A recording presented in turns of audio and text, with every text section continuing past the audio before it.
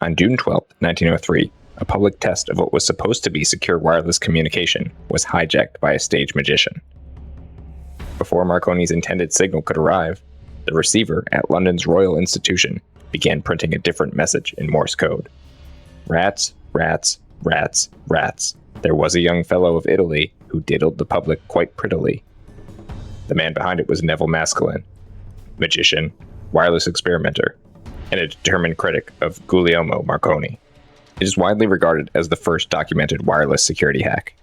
By 1903, Marconi was one of the best-known names in wireless telegraphy.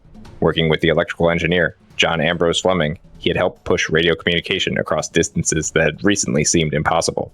Earlier that year, a Marconi station carried a public exchange of messages between President Theodore Roosevelt and King Edward VII, the first public two-way wireless communication between Europe and America. That achievement created a problem, as well as an opportunity. If a signal could cross the Atlantic, it could be received somewhere other than its intended destination. And if someone could receive it, they might also interfere with it. That was a serious issue for commercial, government, and military communication. Marconi's answer was tuning. Early wireless sets used spark gap transmitters. A spark created a burst of radio energy, and a receiver detected the resulting Morse signal. Marconi's system used tuned circuits to make a receiver more selective, to favor the particular signal instead of every transmission nearby. It was a real improvement, but it was not encryption, and it was not proof that a determined transmitter could not break through.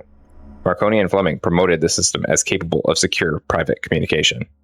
On June 12th, Fleming arranged a public demonstration at the Royal Institution in London. Marconi was in Cornwall, about 200 miles away, ready to send the intended signal. The London receiver was supposed to prove that a message could travel a long distance and arrive securely. Maskelyne thought that claim was wrong. He was not a random prankster. He was the son of the famous Victorian magician, John Nevil Maskelyne, and he was a magician in his own right. But he was also a wireless industry insider, manager of the Anglo-American Telegraph Company, which controlled patents for the competing pulse and arc system. Maskelyne understood the problem with Marconi's claim. Spark gap transmission was inherently broad. Tuning could improve selectivity, but a powerful nearby transmitter could still interfere. So Maskelyne set up his own transmitter in London and waited for the public test. Before Marconi's signal from Cornwall arrived, the Royal Institution receiver started printing Maskelyne's Morse message. First came rats, over and over. Then came the mocking verse aimed at Marconi. The demonstration continued, but the claim of secure wireless communication had been publicly challenged in front of the exact audience it was meant to persuade. Fleming was furious. In the Times, he called Maskelyne's interference scientific hooliganism and argued that Maskelyne had used an unfairly powerful transmitter. Maskelyne answered 4 days later. His argument was simple. If he could interfere with the supposedly secure demonstration, then so could someone else. The public had a right to know that the system's security claim did not hold up. The dispute was bigger than one rude Morse message. Marconi was pursuing major commercial and government wireless contracts.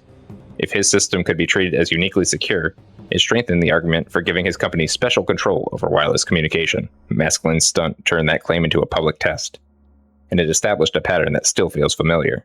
A company claims the system is secure. An outsider tests the claim. The demonstration is called irresponsible, until everyone else realizes the weakness was real. The technology has changed. The argument has not. A stage magician did not destroy wireless communication that night. He showed that a confident security claim was not the same thing as security. If you like forgotten radio history stories, where the technology changes but the human problem stays the same, subscribe. The next story is already waiting in the static.